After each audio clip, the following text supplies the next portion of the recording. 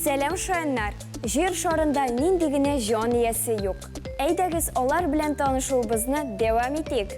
Бүген мин сезгә хамелеон турында сөйләрмен. Хамелеонны белмәгән кеше юктыр мөгаен. Ул тиз арада төсен үзгәртүче кәлтә. Бу аның тире катлавының төзелешенә бәйле. Шунысы кызык, хамелеон сүзе немец теленнән тәрҗемә иткәндә җир арысланы дигәнне аңлата. Бу җәнлек кечкенә генә. Озынлыгы уртача 30 см. Тик 3-5 см озынлыктагы хамелеоннар да бар. Аның тәпиләре шактый озын. Алар агачта йөрер өчен җайлашкан. Бармаклары икешәр-өчәр булып берләшкән. Алар бераз кыскычны хәтерләтә.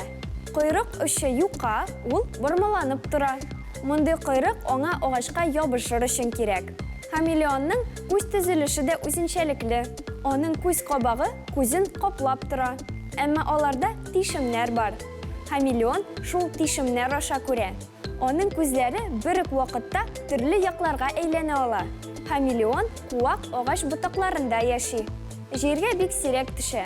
Кайда гына булса да хамелеон озак хәрәкәтләнә. Күп очракта ул бөтенләй хәрәкәтләнми. Тик куркыныч янаса, ул бик тиз кача. Хамелеон көндез актив. Караңгы төшүгә ул ял итә. Шунысы кызык, йоклаганда хамелеон төсен үзгәртә алмый. Әлеге җан иясе турында күп сөйләдем. Хәзер сорауларга күчик. Хамелеон сүзе немец теленнән җир юлбарысы дип тәрҗемә ителәме? Юк, җавап дөрес. Бәлки ул җир кырмыскасы дигәнне аңлатадыр. Юк, бу сорауга да дөрес җавап бирдегез. Алайса ул җир арысланы дигәнне белдерәме?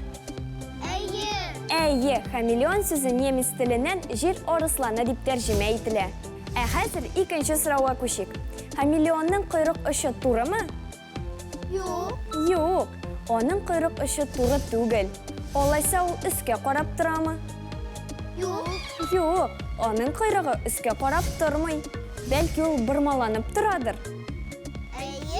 Әйе, хамелеонның койрыгы бормаланып тора. Булдырдыгыз шаяннар. Дуслар, кыргый табигатьтәге җәнлекләр белән танышу бик кызыклы. Киләсе очрашуда мин сезгә тагын бер җан иясе турында сөйләрмен. Очрашканга кадәр, хуш-хуш.